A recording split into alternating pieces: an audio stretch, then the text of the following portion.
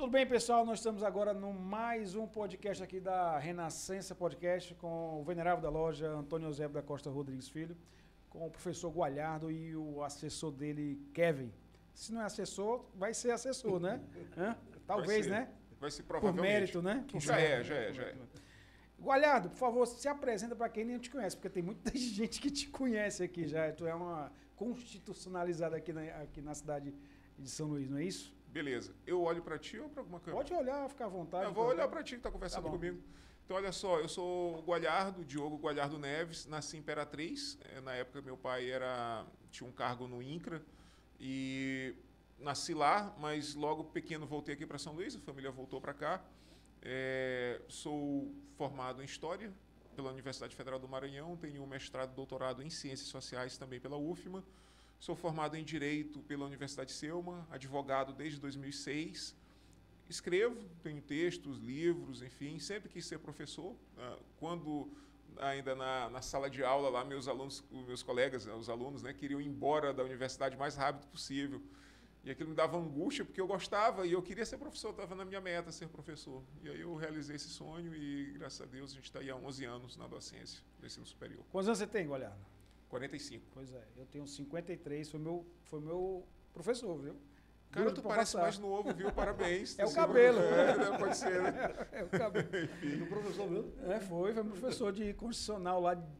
Bom professor. Bom professor. E eu sou eu professor. gostava da aula, não é porque eu estou na tua frente, não, mas e também provazinha difícil, viu? E olha só, eu sou professor também daquele jovem que estava aqui ainda há pouco. O né? Ernesto. Inclusive, O Ernesto- ele faltou na aula ontem, né? Mente falta dele. Ele não veio pra cá? Ele estava É, aqui. ele tá numa reunião com o Wesley lá, fazendo esse negócio. Meti falta nele lá, sem dó nem piedade, não foi? Certo. Isso aí. Antônio, que é que tu já conhece o Gualhardo há bastante tempo, né? Como é que conhece As famílias eram muito próximas. O avô dele foi um dos melhores amigos do meu pai. E, coincidentemente, a avó dele, do lado paterno também, Dona Lourdes, Sim. morava na 7 de setembro, era muito amiga da minha mãe. Olha só que Muito, legal, muito vovó amigo. Lourdes. Muita gente boa. Então eu conheço a família de muito tempo. Então o avô, o seu Euclides, né? Olha só que Neves coisa. também. Então a gente precisa conversar sobre essa parte, porque a gente nunca conversou só pelos Eu Gualhardo, fui né? muito na casa dele. A gente precisa conversar pelos Uma Neves. casa grande. Porque aqui em São Luís tem a morada inteira, né? E eles Sim. tinham uma morada inteira. Lá na 7 de setembro. 7 de setembro, dos janelas de um lado, dos janelas do outro. Né? Bem Aqueles pertinho da casarões Rua do Sol. antigos. Aquela casa ali da 7 de setembro, ela pertencia à viúva do Arnaldo Ferreira. E os meus avós, se a memória não me trai, meu bisavô tinha alugado aquela casa da viúva dele. Que eles tinham saído do sobrado da Rua de São João, sobrado número 500, que foi construído pelo Barão de Grajaú, Carlos Fernando Ribeiro, e os ancestrais dele tinham comprado do filho do Barão de Grajaú e depois eles tinham se mudado e passaram um tempo lá na casa da 7 de setembro. Pertinho ali, só dobrando a quadra ali. Né? Eu passo Isso muito aí. por ali, que eu tenho muitas saudades aqui. Eu tinha vários colegas que moravam ali naquela rua. Olha só. O senhor sabe que eu tenho um carinho imenso pelo centro histórico e mesmo sem dinheiro e espremendo a laranja como dá para fazer, eu terminei comprando um casarão, só que na Rua do Giz, né? Tá lá com um casarão.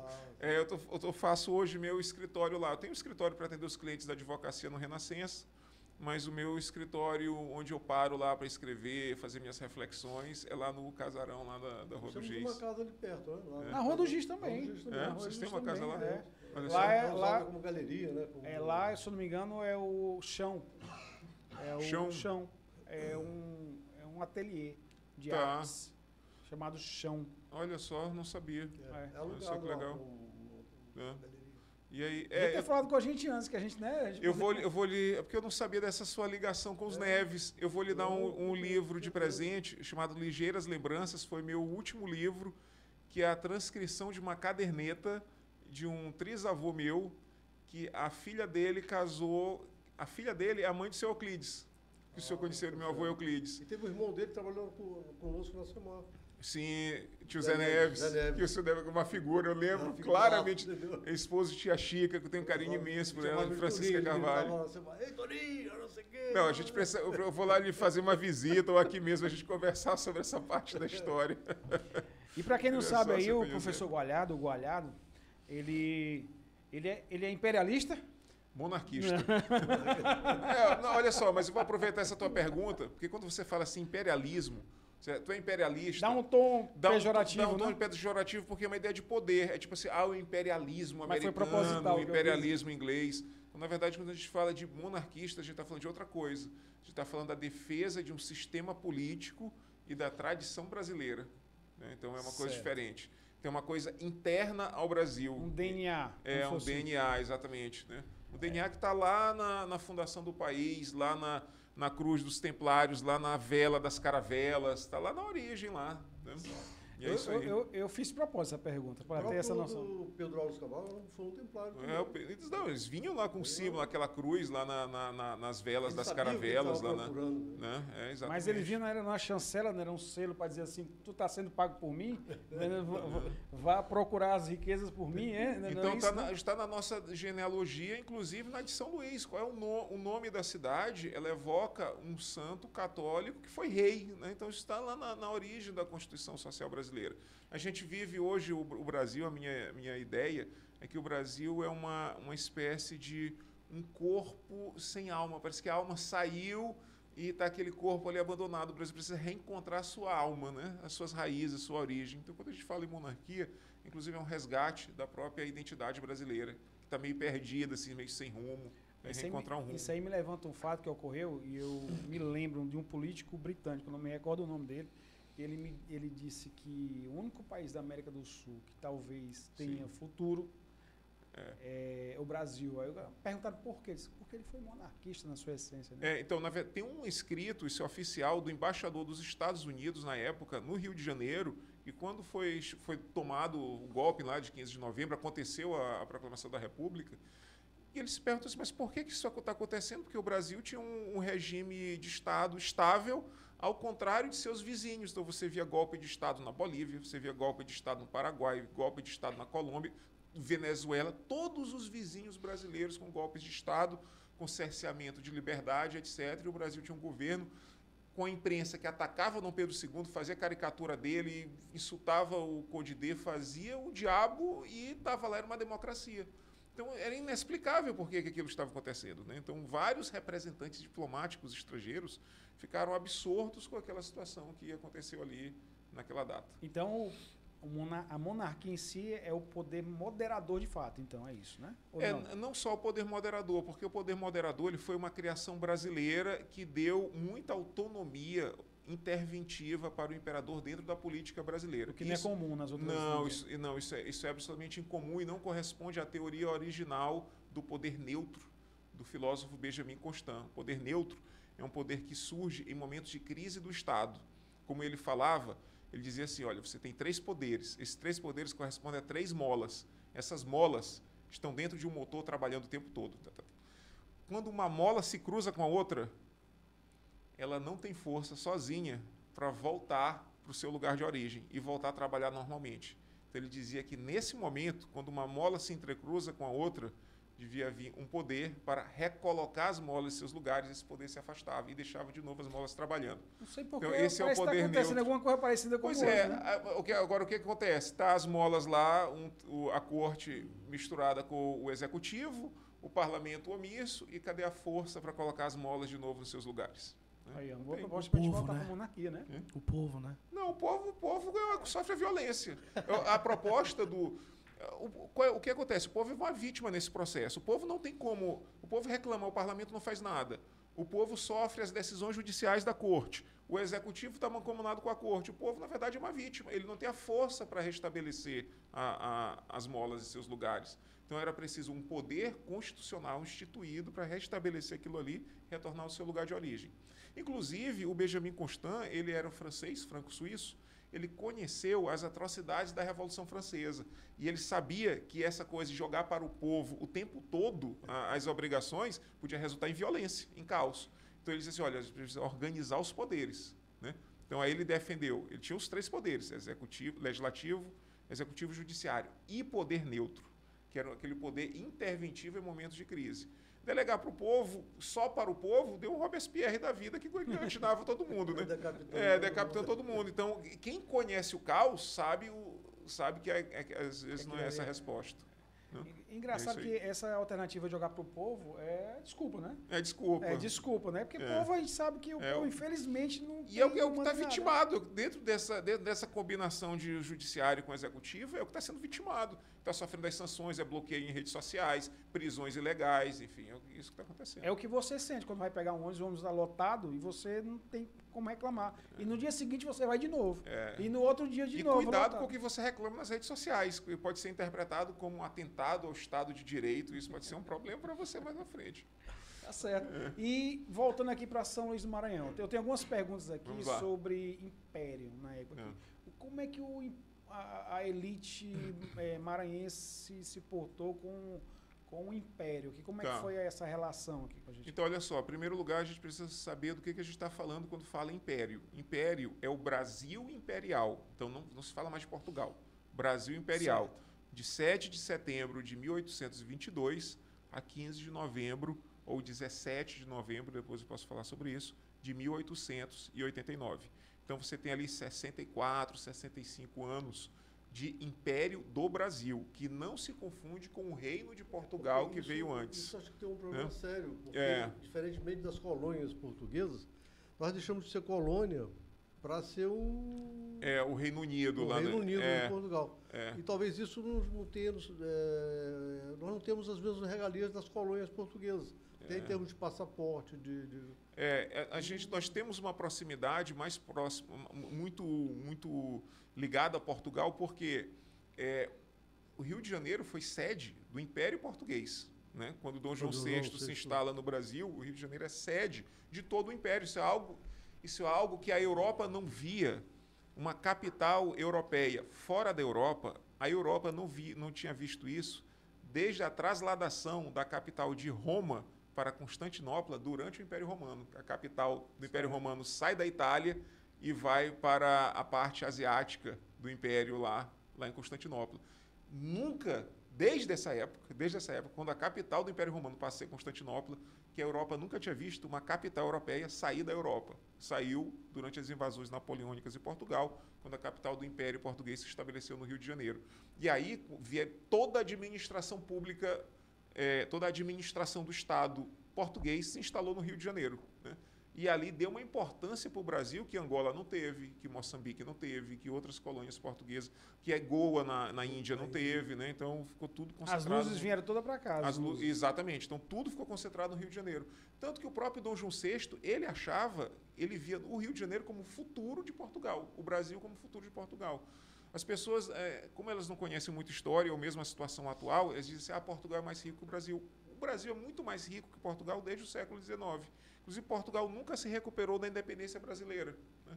Então, Portugal inteiro tem 10 milhões de habitantes, só São Paulo tem 10 milhões de habitantes. Né? Então, Portugal tem um aeroporto importante, que é o de Lisboa. Quantos aeroportos importantes o Brasil tem? Então, o Brasil é muito mais rico que Portugal. Né? Então, o Brasil seria o futuro de Portugal se fosse a sede. Olha que coisa louca, né? Se fosse o Rio de Janeiro fosse a capital de toda a coisa para sempre, né? E não mais Lisboa, inverteria a situação. Inverteria a balança. Isso existe um pouco no mundo britânico, né? Porque existe a comunidade britânica de nações. Por exemplo, quem é o chefe de Estado da Austrália? É o rei Charles. O rei, né? Quem é o chefe de Estado da Nova Zelândia? O rei Charles. Quem é o chefe de Estado do Canadá? O rei Charles. Até do Caribe aqui tem todos eles representados por governadores gerais. Apesar de serem países independentes, tem uma vinculação histórica e cultural. Por exemplo, na Primeira Guerra Mundial, toda a comunidade britânica se reuniu para lutar junto com a Inglaterra. Durante a Segunda Guerra Mundial, toda a comunidade britânica se juntou com a Inglaterra contra o nazismo. Então, foram soldados da Austrália para a Europa, soldados da Nova Zelândia. Né? Então, eles se uniram. E o Brasil, como ele rompeu esse vínculo com Portugal, ficaram essas duas nações meio isoladas, especialmente no período republicano. O brasileiro não conhece Portugal não conhece o Brasil. Né? E Dom João VI, na verdade... mas eu nem respondi a tua pergunta sobre as elites. Então, olha só, eu vou tomar duas figuras das elites maranhenses. Na verdade, o perfil, em geral, das elites maranhenses foi de chancelar o governo imperial, né? Foi de concordância e de comunicação com o governo imperial. Duas figuras proeminentes e que coexistiram na mesma época atestam essa verdade. e que têm perfis semelhantes, mas ideias diferentes. O primeiro, grande nome da maçonaria maranhense e que foi amigo próximo de Dom Pedro II, o Visconde de Vieira da Silva, né? Inclusive, até tive um jantar recente com o professor Alberto Tavares, que é descendente direto do Visconde de Vieira da Silva, que é autor do livro História da Independência do Maranhão. Visconde de Vieira da Silva foi um grande nome da maçonaria, amigo próximo de Dom Pedro II, foi ministro da Marinha, um dos últimos ministros da Marinha do período imperial, se não me engano, foi o último ministro, e estava lá, chancelando bem próximo do imperador.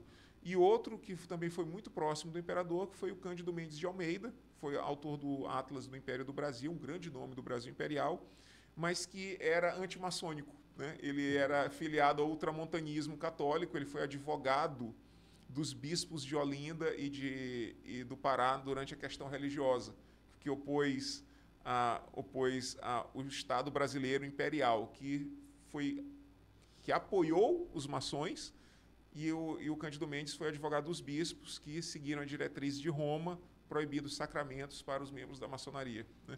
Então, dois maranhenses. Então, nós temos dois maranhenses que estavam próximos. Eles também eram...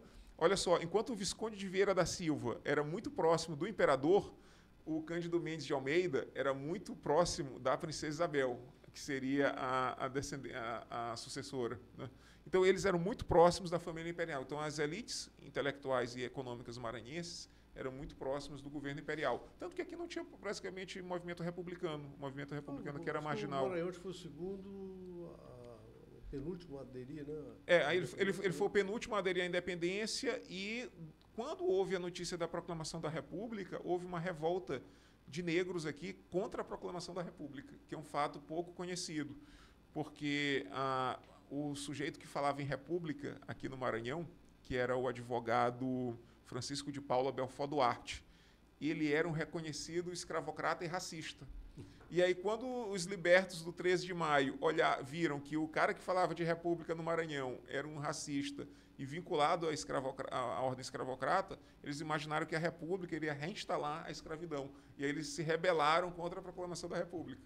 Isso foi um dos primeiros movimentos populares contra a República. Houve outros no Brasil, como Canudos, que houve um morticínio, né, o contestado também. Então, especialmente no ambiente popular, a monarquia ela gozava de muito prestígio por causa da Lei Áurea. E desses poucos movimentos que aconteceram aqui, os mais importantes? Então, do movimento republicano, basicamente não teve nenhum grande movimento. Mesmo no começo lá do Brasil, quando o Brasil se tornou independente, que houve movimento republicano importante em Pernambuco, e depois a Confederação do Equador, que ia ser era um movimento separatista, né? Ia formar um país novo, né? Com Pernambuco, Rio Grande do Norte e Ceará. A Confederação do Equador mandou embaixadores para o Maranhão para tentar que o Maranhão aderisse à Confederação do Equador, mas não teve essa adesão, né? Financeiramente, a colônia do Maranhão aqui ele era bem... Quem fala isso são os viajantes alemães, os bávaros, von Spix e von Martius, que vieram na missão austríaca trazida pela imperatriz Leopoldina, primeira esposa de Dom Pedro I. Eles passaram por São Luís, eles percorreram o interior do Brasil, foram para dentro da Amazônia e passaram por São Luís. E eles disseram que São Luís era a quarta maior cidade do Brasil. Então, a primeira, Rio de Janeiro, segunda, Salvador, terceira, Recife, quarta maior cidade, São Luís. Capital do Maranhão, a quarta maior cidade. Isso no começo do século XIX. Eu tenho uma tese, eu estava até discutindo com o orador agora na segunda-feira na nossa sessão. Antes da sessão, na verdade. Tese de leigo, totalmente leigo no assunto, né? E aí pode vir uma aberração aqui. Você pode me corrigir na hora. Ele estava falando sobre o DNA do nosso povo, por exemplo, do Maranhão. Apesar de não ser maranhense, mas eu tenho mais de 20 anos aqui, uma terra que eu gosto demais.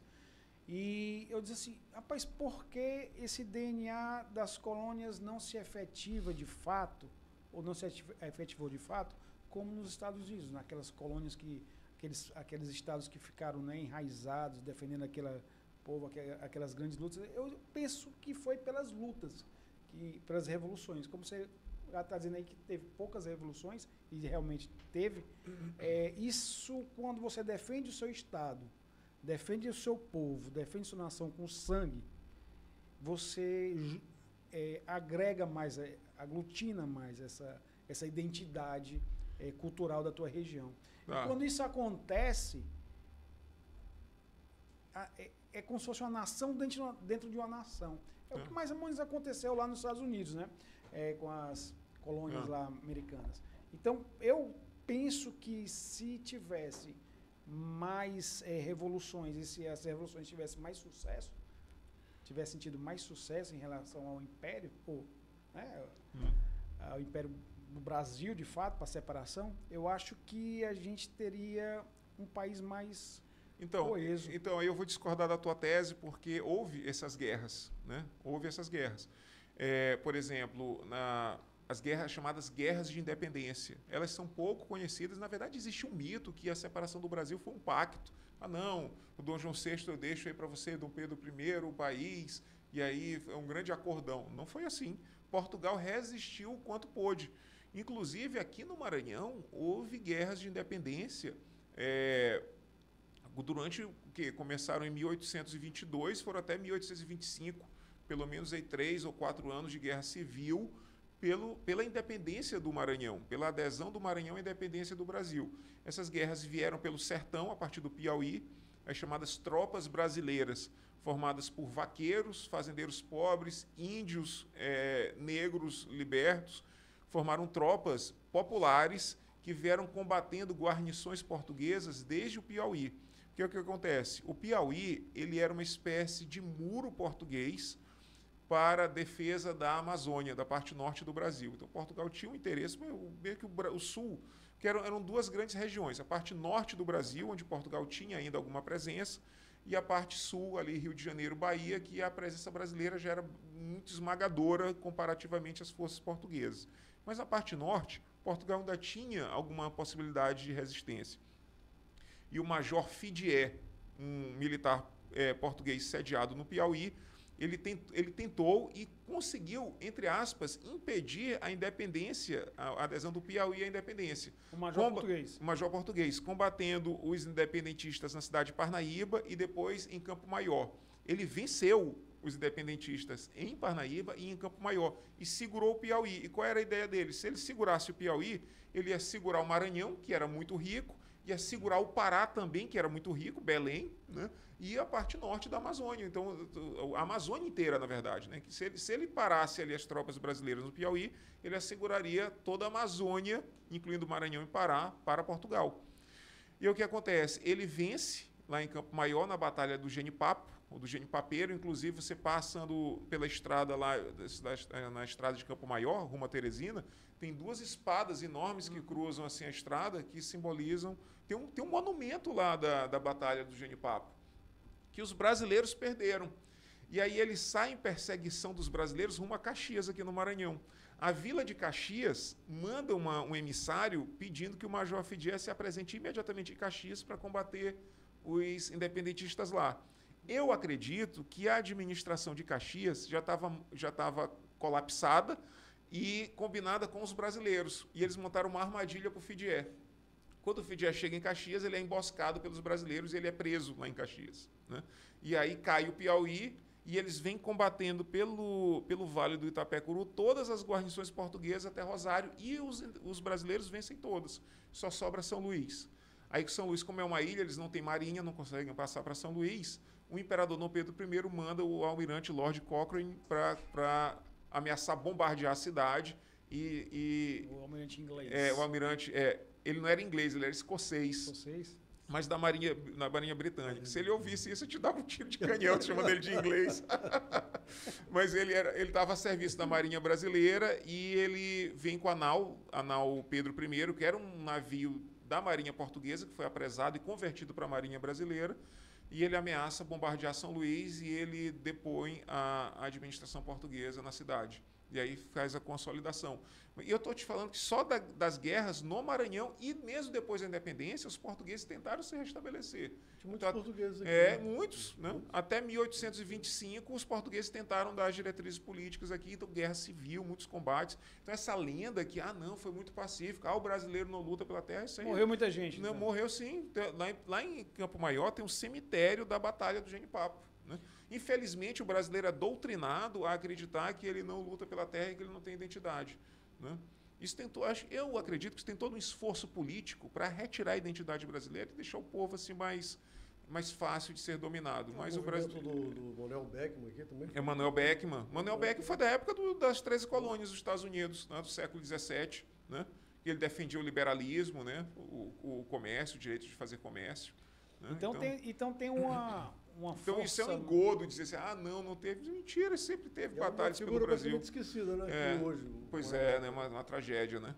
O que eu vejo diferente nos outros países é porque você não... Aqui tem uma maneira de tornar pejorativo o herói. Exato. O herói, né?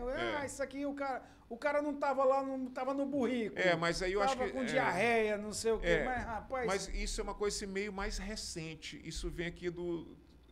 Olha, um primeiro trabalho, quem comenta isso aí, faleceu recentemente, sociólogo, ele era até membro da Academia de Letras, autor do livro Os Bestializados, o Rio de Janeiro e a República que não foi, José Murilo de Carvalho.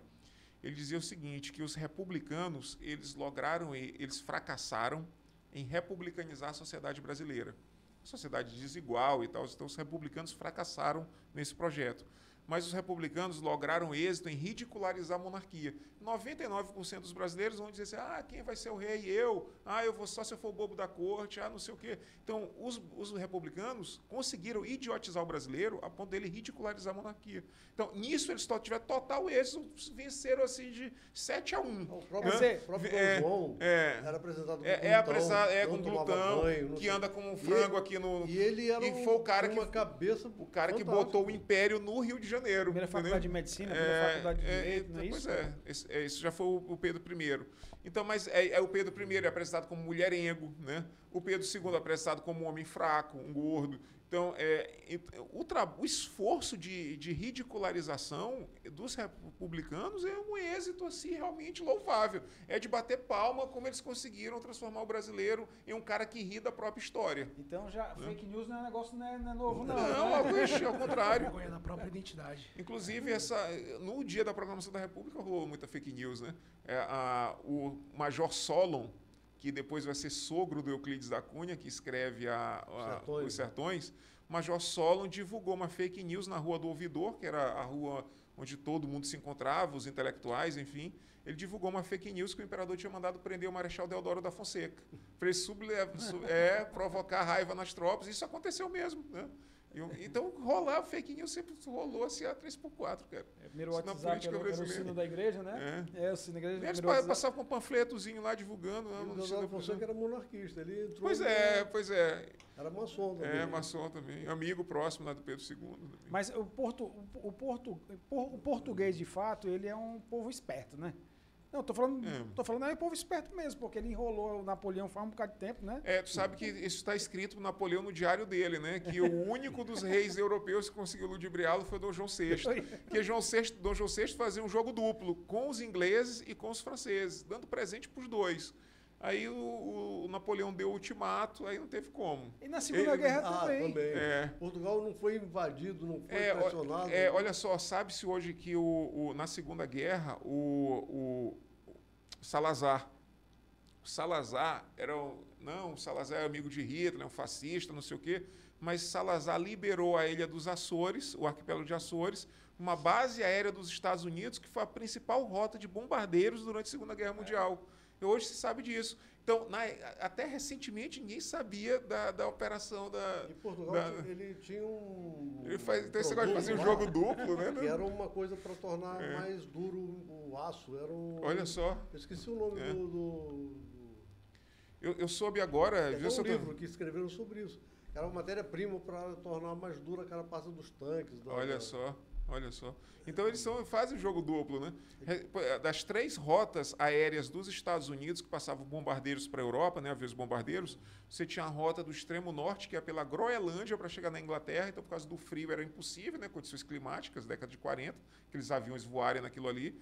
Tinha a rota do Atlântico Sul, que passava por Natal, que por isso que tinha uma base aérea americana em São Luís, base aérea em Belém, São Luís e Natal, que era o trampolim da Vitória, E daqui ia para o norte da África, só que tinha a rota do Atlântico Médio, que é pouco conhecida, que ia para o Caribe, e do Caribe ia lá para o arquipélago de Açores, liberado pelo Salazar. E de lá os bombardeiros iam direto para bombardear a Alemanha.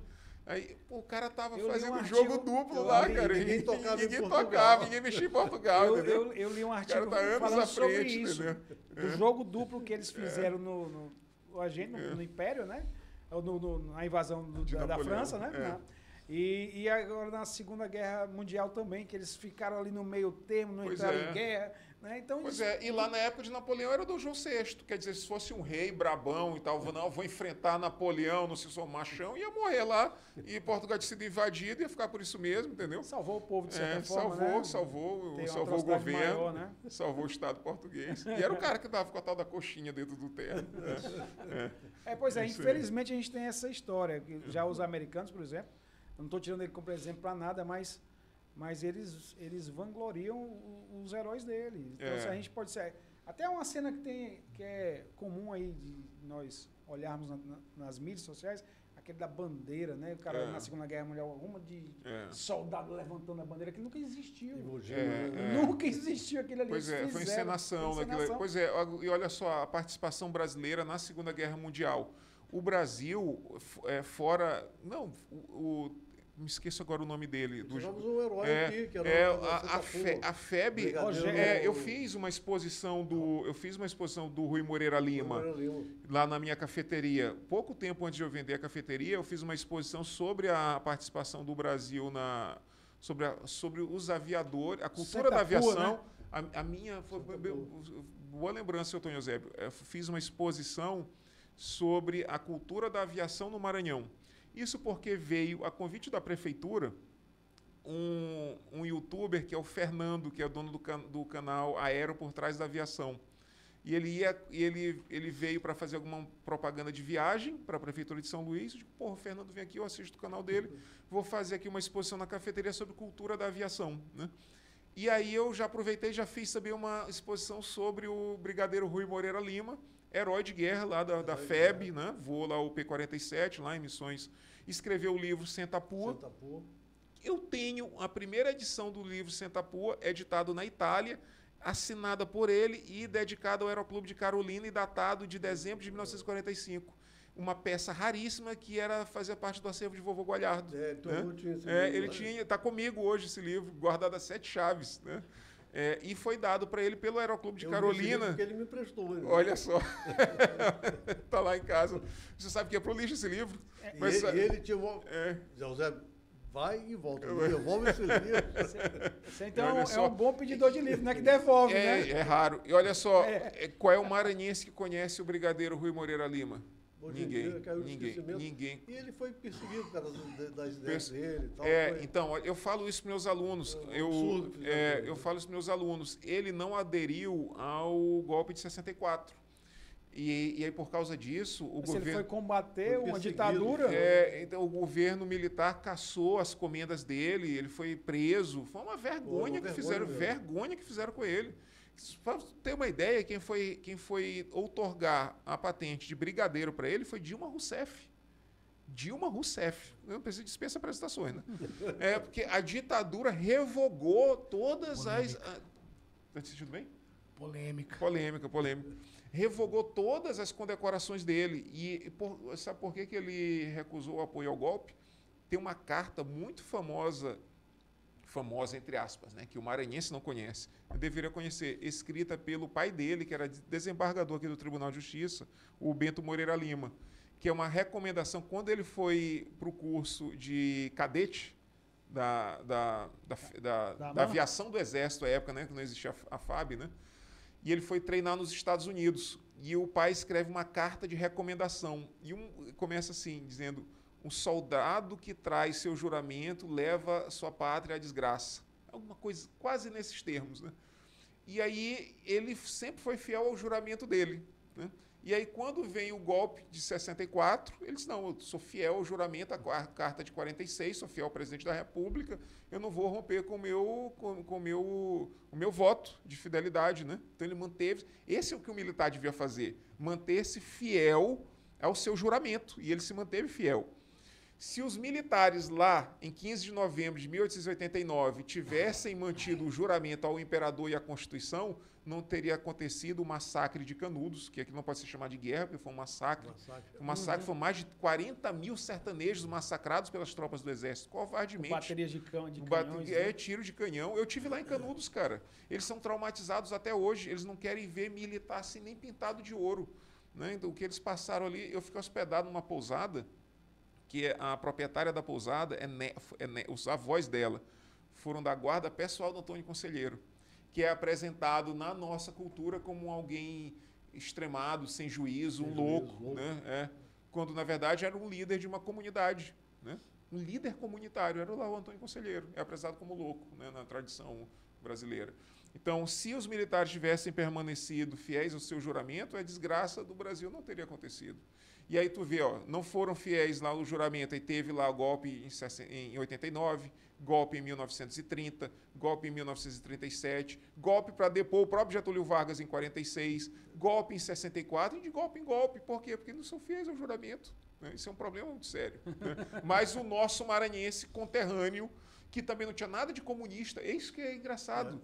Não tinha nada com comunismo, nem com esquerda, nem com nada disso. Ele só foi fiel ao juramento dele. Nosso conterrâneo maranhense, Rui Moreira Lima. Não tem uma avenida com o nome dele, não tem uma praça com o nome dele, não é falado nas escolas, ninguém conhece. E foi lá, um herói de guerra. Fez um herói de guerra, autor do livro Senta Pua, que é respeitadíssimo pelos colegas durante a Segunda Guerra Mundial, o maior conflito da história do mundo, e fez o que todo militar devia fazer, ser fiel ao seu juramento. Eu me lembro da primeira assim, noção de guerra que eu tive quando era assim, era pequeno ainda. E aquelas perguntas foram pro saco, né? Já vem uma aqui boa, mas quando eu era pequeno... E o que você acha, seu Tonhozé? Quando eu era pequeno, eu via falando sobre a tomada do Monte Castelo, né? Sim. E falavam para mim de forma pejorativa. Olha só, cara, né? que é uma absurdo. Então, assim, eu não entendi assim, como é que é. Não, um bando de doidos subindo aí um monte que não tinha... Mas os caras estavam na guerra. Os alemães estavam defendendo aquilo ali com unhas e dentes, cara. E olha, a FEB, ela rendeu a maior divisão de nazistas da Itália. Foi a maior rendição. Foi de um general alemão, agora me foge agora o nome dele. Foi a maior rendição da Segunda Guerra Mundial. Todas as tropas do norte da África, ali do Rômel, ali, que já estavam em frangalhos, imigraram para a Itália. Na Itália, eles organizaram uma divisão de defesa da Itália e essa divisão foi se render para o Brasil. Né? Então, ninguém conhece essas histórias, cara, é uma coisa impressionante. Ninguém conhece também, nos anais dessa loja maçônica aqui, todas as arrecadações que a loja maçônica Renascença Maranhense fez para mandar víveres lá para a FEB. Para a FEB, olha só. Está registrado aqui. Pô, mas isso aí tem que ser contado, seu Antônio Eusébio. Você tem que estar no site, você tem que estar no Instagram, tem que estar circulando nas redes sociais, entendeu? Pessoal, então pronto, já que tem duas perguntas aqui, vamos lá. Por que São Luís é conhecida como Atenas brasileira? Então, Atenas brasileira foi um cânone cultural, um símbolo cultural criado no século XIX, em razão da grande quantidade e qualidade dos escritores maranhenses do século XIX. Né? Então, você tem João Lisboa, você tem Sotero dos Reis. Fervência cultural. Odorico Mendes. Então, você tem uma grande quantidade e qualidade de trabalhos publicados por maranhenses e no Maranhão. Olha, isso é uma coisa que pouca gente sabe, que São Luís era uma cidade editorial no século XIX. Escritores do Rio de Janeiro e até de outros países vinham editar seus livros em São Luís, porque nós tínhamos alguns dos melhores editores do século XIX. Por exemplo, Belarmino de Matos, dentre vários outros. Né? Então, escritores do Brasil inteiro vinham editar seus livros aqui no São Luís. Né? Então, realmente, esse cânone ele é muito plausível. Tem muita gente que critica, diz assim, não, mas esses escritores, eles brigavam entre si, outros escreveram fora do Maranhão, mas são maranhenses, e muitos escreviam e publicavam aqui. Então, o grande atestado, a certidão da Atenas brasileira, quando eu defendo a Atenas brasileira, são as casas editoriais, especialmente o Belarmino de Matos, que era reconhecido internacionalmente. Portugal conhecia de escritores portugueses que vinham editar em São Luís. Né? Então, o trabalho do Belarmino de Matos era internacionalmente reconhecido, chamado de o Didô maranhense. Né? E é isso aí. Então, a certidão da Atenas Maranhense tem vários escritores, inclusive do século XX. Você vai ter, da passagem do 19 para o 20, tem Coelho Neto, tem a Luísa Azevedo, tem Arthur Azevedo, teatrólogo. Tu vai ter até no século XX Josué Montello, Ferreira Goulart, né? Então, são grandes escritores, renomados nacionalmente e internacionalmente, mas no século XIX, quando surge o símbolo Atenas brasileira, pela grande quantidade e qualidade. O maior de todos é Gonçalves Dias, apesar de ser nascido em Caxias, né? Ele tinha um vínculo muito grande com o Maranhão, ele morre vindo para o Maranhão, como ele dizia, não permita Deus que eu morra sem que eu volte para lá, sem que aviste as palmeiras onde canta o sabiá, e ele morre de forma romântica, quase avistando as palmeiras quando o navio dele o navio dele naufraga ali no Baixio de Atins, aqui em Guimarães. Maçom, né? Também. Maçom, né? Maçom. Claro. Maçom. O imperador Dom Pedro II, eu não sei se ele era maçom. Tem um curso dele aqui na... Mas ele financiava os maçons, né? Os primeiros livros de Gonçalves Dias, eles são financiados pelo imperador Dom Pedro II, né? Um grande mecenas da arte brasileira, né? E é isso aí. Mas foca nisso aí. A cidade editorial São Luís. Então, Atenas brasileira por causa das editoras. Olha o corte aí, viu, Bruno? É novidade para mim. Olha o corte aí, ó. Escritores do Rio de Janeiro vinham editar aqui e de Portugal também, né? Vários livros do século XIX editados em São Luís. Gualhardo, qual é uma lenda assim, mais curiosa que envolve os palácios aqui? Existe alguma lenda assim? Olha, lenda dos palácios, eu não saberia te dizer uma lenda de palácio, mas tem a história do rei Sebastião, né, na Praia de Lençóis, na ilha de Lençóis, no litoral de Cururupu, né? O rei Sebastião, né, o último da dinastia de Avis, se a memória não me trai, que desaparece na Batalha de Alcácer Quibir, no Marrocos, né? E aí o desaparecimento de... Ele tinha quantos anos? Ele era jovem, novo, devia ter uns 20... Não, ele tinha uns 21, 22 anos, mas jovem ainda, né? Ele não tinha filhos, não tinha descendentes.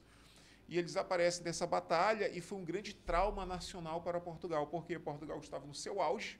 Portugal era talvez o principal país da Europa, né? O que tinha descoberto o Oriente, riquíssimo, né? Com as descobertas, tudo que vinha do Oriente, um grande entreposto comercial da Europa.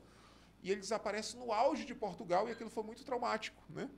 E com o desaparecimento, o descendente mais próximo era o rei de Espanha. Então, a Espanha toma Portugal, Madrid passa a administrar os territórios portugueses, atrai muitos inimigos. Portugal nunca se recuperou disso, né? Nunca atingiu o status que tinha e se criou a grande história que o rei Sebastião apareceria para restaurar Portugal no Quinto Império, o Império Místico, né? O encoberto de que falava Fernando Pessoa, né? Então ele viria pelas brumas e viria restaurar Portugal, e dentro dessas lendas que foram difundidas logo após o seu desaparecimento, os portugueses no Maranhão acreditavam nisso, né? Nesse ressurgimento, né?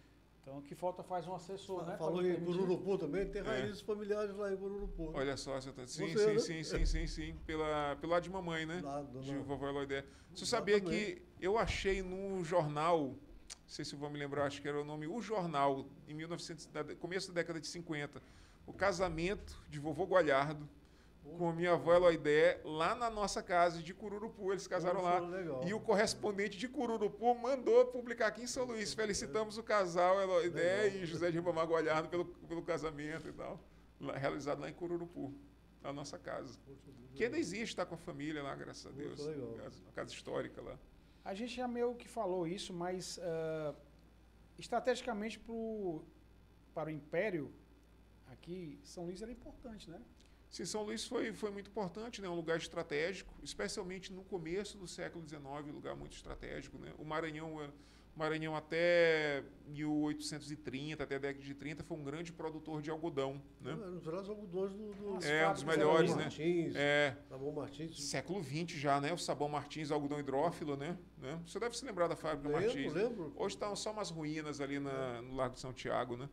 Então, o Maranhão foi um grande produtor de algodão até o século XX, mas um exportador importante até o começo do século XIX, a ponto do Maranhão concorrer com o estado da Louisiana durante um certo momento, né, que era o grande produtor de algodão, né? Mas aí eu pergunto para os maranhenses aqui, por que isso não se perpetuou? Essa riqueza não ficou? Então tem vários estudos que se preocupam com isso. Tem um mais recente, que me foge agora o nome do autor, que ele sugere que a montagem da corte portuguesa no Rio de Janeiro, exigiu uma grande carga tributária na época, e essa carga tributária pesou muito sobre os produtores maranhenses.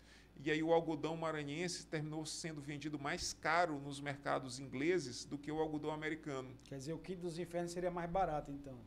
Então, é por isso que se o Maranhão talvez tivesse permanecido vinculado a Portugal, o algodão maranhense teria se mantido no mercado por mais tempo, né? Porque não teria que pagar os impostos lá para. E depois veio a independência também, e aquilo tudo veio se acumulando. Então, uma carga tributária muito grande que inviabilizou o produtor maranhense de reinvestir. Um dos parque industrial, as empresas que tinham as fábricas, por exemplo, de tecidos, por exemplo, mas não se modernizaram também, maquinário antigo, não sei o quê. Produziu muito.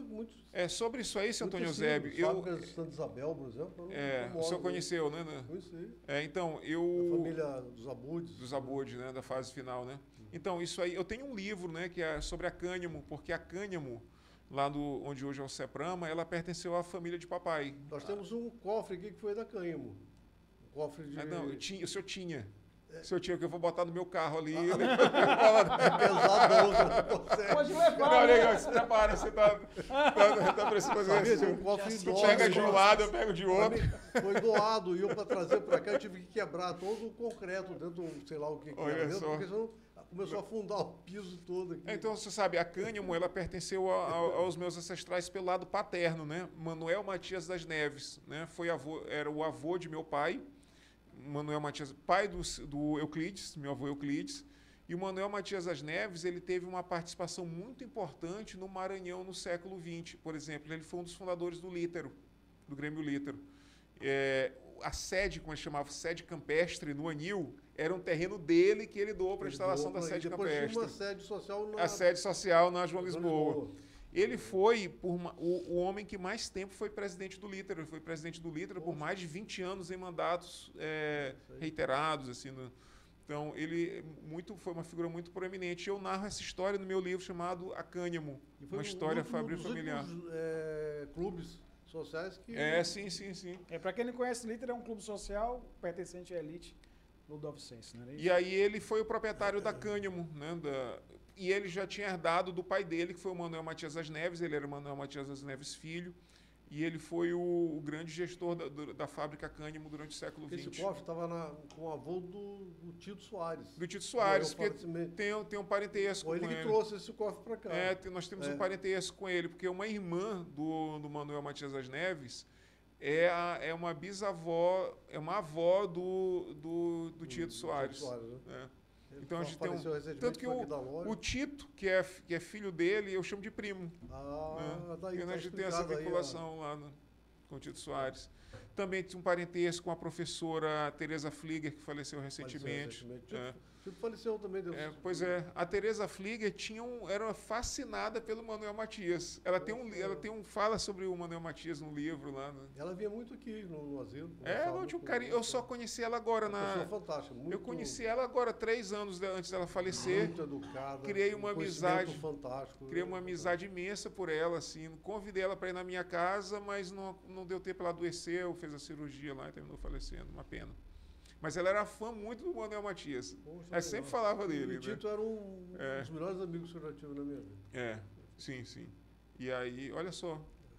Aí teve essa vinculação. O Tito Soares, inclusive, ele foi um dos últimos proprietários da fábrica, porque o Manuel Matias, ele vendeu para uma sociedade do Manuel Maia Ramos. Não, Manuel Maia Ramos? Não era o Maia Ramos, não. Era uma loja grande ali na Magalhães de Almeida. Exato. Mas não era o Maia Ramos. Importadora.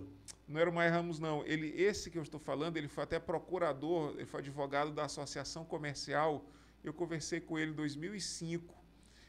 Me fugiu agora o nome dele. Eu vou me lembrar. E ele tinha uma sociedade com o Tito Soares. E eles compraram a fábrica do meu bisavô, do Manuel Matias das Neves. E é isso aí. Galhardo, e o projeto arquitetônico que tem aqui em São Luís Maranhão, ele se deve exclusivamente aos portugueses?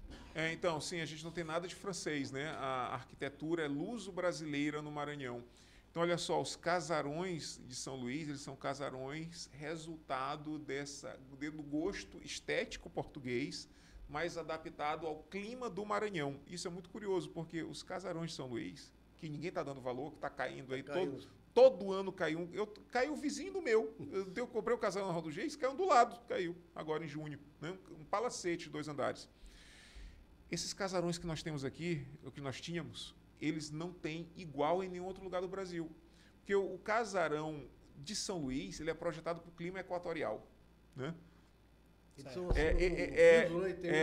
Ventilações. Exato, ele é do gosto português, mas com desenho de janelas, aberturas, ventilações próprios para o clima equatorial. Então, tu não vai encontrar os casarões, os que sobraram de Recife são diferentes, os de Salvador são diferentes, os de Minas Gerais são diferentes. Então, o que nós temos aqui é só nosso, não tem em nenhum outro lugar do mundo. Aqui né? nós temos Eira e Beira. Né? Então, eu já falo sobre isso. Isso é uma mentira, né? Esse negócio aí, né? Eira, Beira e Beira. Isso é uma mentira desgraçada que eles contam por aí, rapaz. É uma coisa horrível. Hoje de manhã eu estava falando isso com o paranaense, que é eu vou dar até um abraço para ele, o Alexandre Reis, que é procurador da Justiça Militar. Ele é paranaense, está lá no Paraná agora, mas daqui a pouco ele está voltando aqui para São Luís. E ele estava falando, não, porque a Eira, Beira e Beira, esse cara, tu não sabe que isso é uma mentira horrível que se conta por aqui, cara. Então, olha só, mas sabia, nós tínhamos casarões parecidos com o de São Luís em Belém, que é a nossa cidade irmã, né? Que é aquele estado do Grão-Pará e Maranhão, né? Que ora a capital era São Luís, ora a capital é Belém, e muitos portugueses em Belém. Então, nós temos muita mais semelhança de São Luís com a Amazônia do que com o Nordeste propriamente dito. Nós estivemos ligados a Belém muito tempo, né? Por causa desse estado do Grão-Pará. Só que Belém perdeu o seu patrimônio histórico, né? Não valorizou, a cidade cresceu em cima do lugar histórico, então sobrou muito pouca coisa lá. Mas nós temos, e infelizmente, nós não damos valor. Né? E aqui eu volto para a política bem rapidinho. Quem não sabe, o Galhardo está se candidatando a vereador aqui. Isso. Se Deus quiser, Deus vai colocar nosso professor aí para ter uma mente mais dinâmica lá dentro daquela Câmara Municipal lá. Mais uma. É isso aí. Mais uma mente. E uma das preocupações que ocorrem, acho que é todo cidadão de São Luís, são esses casarões que estão se acabando. É uma tragédia isso. Porque a prefeitura, que é o órgão que tem que entrar com isso, Sim. logicamente com o Estado, União, porque não fazem um processo de revitalização daquela região, né? Eu tenho certeza que se chegassem para desse um preço razoável, então o cara quer entregar, mas ele não tem condição de manter. Então, olha só, a prefeitura realmente ela é a grande gestora do centro histórico e ela é falta de interesse político. Os gestores, eles não têm interesse político pelo centro histórico, literalmente porque não dá voto, não está no foco da eleição e eles veem, os gestores em geral, eles veem o centro histórico como um problema e não como uma solução. O centro histórico era para ser o grande diferencial da cidade, que é o patrimônio mundial. Concordo. Era para São Luís usar o centro histórico como uma mola mestra para lançar a cidade no século XXI. Aquilo era para estar gerando emprego, aquilo era para estar cheio de cafés, restaurantes, emprego para o jovem, aquilo era para estar gerando dinheiro para a cidade. Mas a gestão pública vê o centro histórico como um problema e não como uma solução. E ali tem várias estratégias que dariam para ser adotadas ali, mas falta o mínimo, cara, falta limpeza pública, falta conservação. Fiz um videozinho outro dia, botei no meu Instagram, uma árvore imensa crescendo no telhado de um casarão, todo mundo está vendo que aquilo vai derrubar o casarão, por que não vai lá e corta a árvore, corta lá aquela árvore daninha que vai derrubar aquele imóvel? Então é o mínimo, está faltando é o mínimo. Praça, rapaz, eu te convido, vai lá dar uma volta na Praça Gonçalves Dias. Quebrados, os vasos lá da praça quebrados, a praça pichada, suja, com o calçamento de granito lá todo deteriorado, falta manutenção. Então, se falta o mínimo, é até difícil eu chegar para a gestão municipal e dizer assim, olha, faz a redução de imposto para a empresa ir lá para o centro histórico, faz o coworking para o jovem profissional lá no centro histórico, atrai empresas para o centro histórico. É difícil apresentar projetos mais sofisticados quando a prefeitura não está fazendo nem o mínimo. Capinagem, cara, do lado ali da loja maçônica, fica ao lado da igreja de São João, que aquilo podia até ser um ponto turístico, né? Que tem a passagem, né, da igreja para a loja. Aquilo é uma coisa... Existe isso mesmo, a passagem? Tem duas lojas maçônicas ali. Cara, aquilo ali era para ser um ponto turístico, um diferencial no Brasil. Eu acho que aquilo não tem em nenhum outro lugar do Brasil. O capim está da altura dessa mesa aqui, que a prefeitura não faz uma capinagem, cara. Uma capinagem, entendeu? Então é difícil apresentar qualquer ideia sofisticada para o centro histórico. Volta dos bondinhos, como eu tenho sugerido, ao modelo da cidade de Santos, em São Paulo, que ganha rio de dinheiro já há mais de 20 anos com o bondinho lá. E São Luís não está fazendo nenhum mínimo. Então, São Luís tinha os bondes todos ali. Exato, e dá para reinstalar algumas linhas de bonde, dá para reinstalar no centro, que não tem transporte público, ainda seria um atrativo turístico. Mas não está fazendo o mínimo, vai reinstalar bondinho? Né? Vai botar empresa no centro histórico, vai colocar coisa para o jovem lá. Não dá, porque não está nem fazendo o mínimo. Então, é vontade política. Então, se o gestor público não tem vontade política para fazer o mínimo, calcule para fazer algo mais complexo. Nem fazendo um projeto de parceria público-privada, não está fazendo nada, não tem nada acontecendo. Casarão caiu, cara, lá. Foi um maquinário, foi da prefeitura que foi demolir parte do casarão. O casarão que desabou, lá na Rua do Geis, desabou apenas metade. O casarão tinha 7 janelas. Desabaram 3 janelas, ficaram 4 janelas ainda lá. Foi uma máquina da prefeitura demolir as outras 4. Então, vai fazer lá o quê? Era mais fácil. Você tinha uma certa isenção de IPTU. Hoje em dia você consegue, mas para conseguir você leva quase um ano. Isso, é terrível. Relatório, não sei o quê. E para manter a conservação num prédio no centro histórico também é complicado. É complicadíssimo, é custoso, é caro. Tanta exigência, tanta coisa, querem tinta da época, não sei o que a gente não consegue. É complicado até dar. Dar o casarão, porque tem gente que não quer, mas o casarão entrega. Não, eu recebi uma proposta dessa, estava numa ação judicial, uma ex-aluna minha, advogada, me ligou e disse, Diogo, tu ainda gosta de casarão? Eu disse, gosto. Eu disse, por quê? Tu não quer ganhar um? Eu disse, eu quero. Eu disse, mas quando eu comecei, não, eu tô aqui no meio de uma ação judicial aqui do Ministério Público contra o meu cliente, e o cliente não quer mais o casarão. Se quiser vir aqui na audiência que a gente faz o termo de doação. Eu disse assim, olha, essa bomba eu não quero, mas se tiver outra para me oferecer. E se o gestor público tiver com preguiça, vai no Dragão do Mar ali, rapaz. Tem um projeto todo feito ali. Ali ficou bonito. Ficou bonito pra caramba. Cara, tem vários projetos no Brasil e no mundo. Vê as cidades históricas de Minas Gerais, Ouro Preto, Tiradentes, Paraty. Tem vários projetos ao redor do mundo. Montreal, cara, olha, um projeto interessante. Isso também não acontece só no Brasil, não. O abandono dos centros históricos acontece em várias cidades do mundo. Montreal, no Canadá, restaurou os imóveis históricos, fez apartamentos e deu para jovens casais. Porque o jovem casal, o que vai acontecer? Vai ter logo um filho. Se ele vai ter um filho, ele não vai ficar se mudando, ele vai ter que ficar ali um tempo, né? E aí pelo menos vai passar uns 5 anos ali. É a ocupação do local. E aí está ocupando ali, logo vem farmácia, vem padaria, vai acontecer a coisa. Não está acontecendo nada hoje no Centro Histórico de São Luís, cara, infelizmente. E não tem nenhuma proposta desses prefeitos para isso, né? A gente vê que está um negócio incipiente. Não tem à noite, de tarde e de dia. Não tem hora segura para o Centro Histórico, né? A situação é essa. Só uma pergunta que eu tenho uma dúvida, que eu estava lendo sobre a igreja de São João Batista, né? Sim. São João, perdão. Mas é São João Batista São João Batista, né? Tem 2 histórias que eu achei super interessantes. A primeira é porque existia lá na região, enterrado na igreja, o delator da Inconfidência. Silvério dos Reis, né? Tem uma relação com a Inconfidência que estava lá. Ele foi o grande delator da Inconfidência. Na verdade, ele era um dos inconfidentes que se arrependeu do movimento, preferiu permanecer com a legalidade.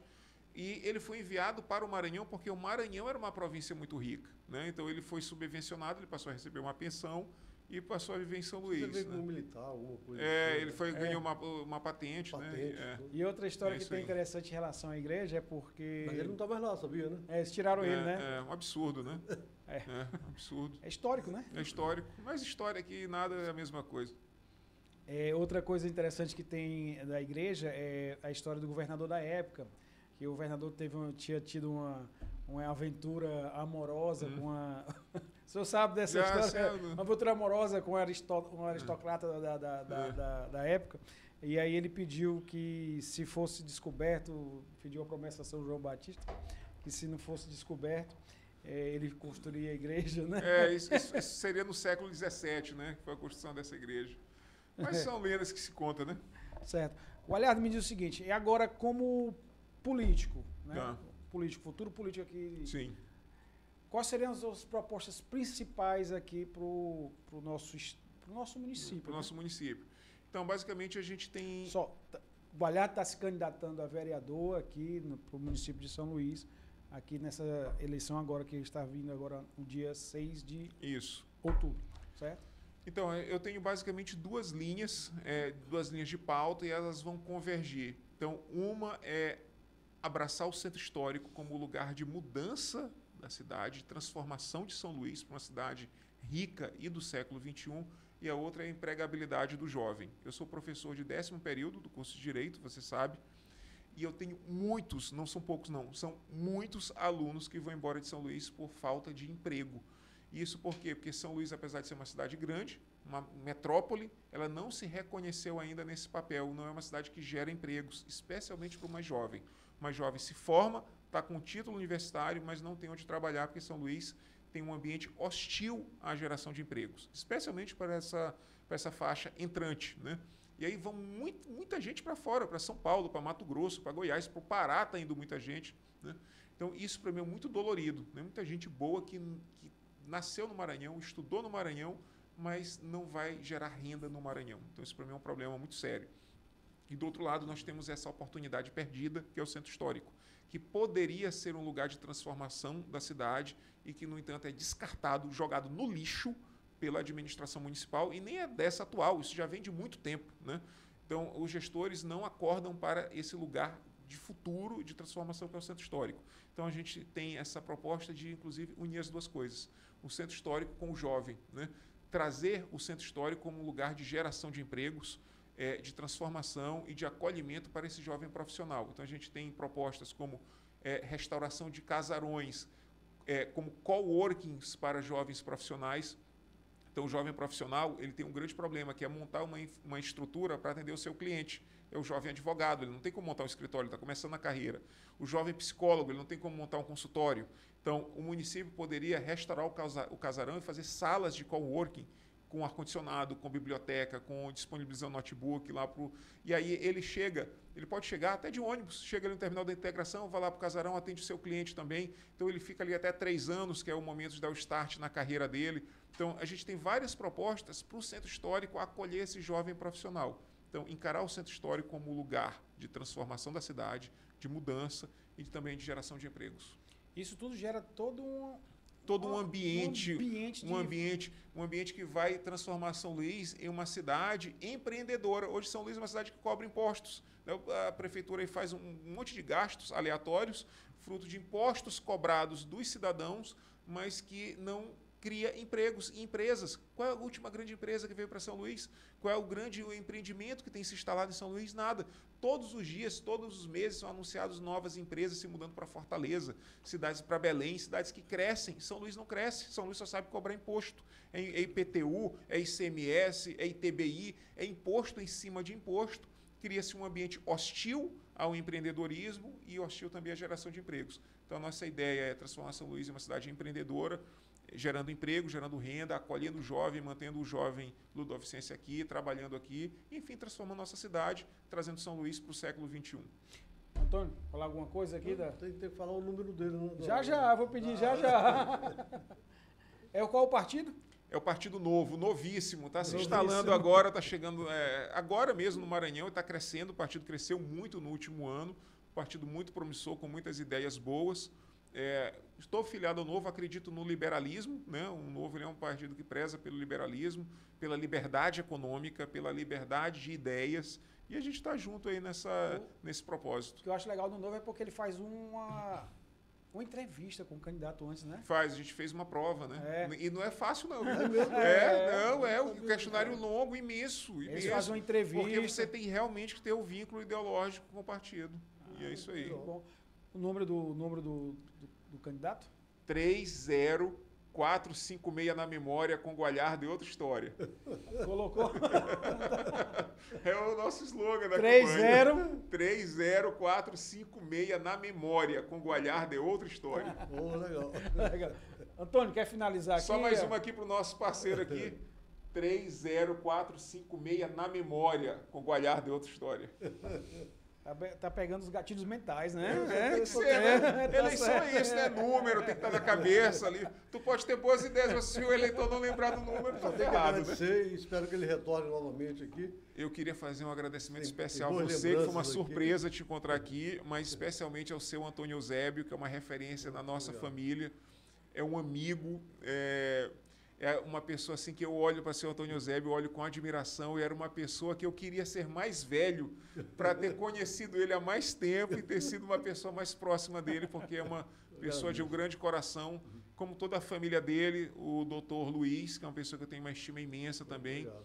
Só quem convive com eles, com o seu Antônio Eusébio, com o doutor Luiz, sabe que são nobres de aparência física, de alma e de coração. Então, eu agradeço imensamente essa oportunidade, uma felicidade verdadeira estar aqui com vocês. Que bom, eu queria parabenizá-lo e sucesso nessa campanha, nessa batalha herculeana que você vai ter. A batalha para entrar. E lá dentro a batalha será pior, tenho certeza. Quem sabe ele não vem aqui já vitorioso para fazer outra... Com certeza. Dependemos dos desígnios de Deus. É isso com aí. certeza, e já nos comprometemos a primeira entrevista já eleito. Se Deus quiser. Obrigado, Galhardo, viu? Valeu, meu irmão. Um abraço. Obrigado também. Valeu, seu Antônio Eusébio.